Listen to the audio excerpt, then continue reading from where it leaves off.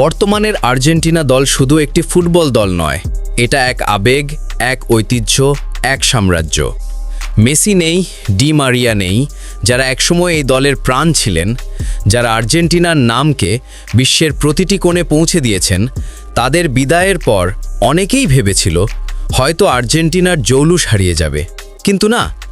Argentina প্রমাণ করেছে তারা শুধু কয়েকজন কিংবদন্তির দল নয়, বরং এক প্রজন্ম থেকে আরেক প্রজন্মের রাজত্ব হস্তান্তর করা এক ফুটবল রাজবংশ।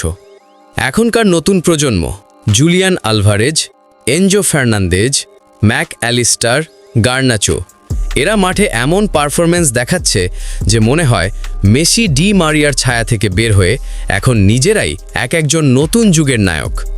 তাদের খেলার ভেতর আছে সেই আগ্রাসন, সেই আবেগ, সেই টিম ওয়ার্ক, যা একসময় মেসিদের সময়েও দেখা যেত।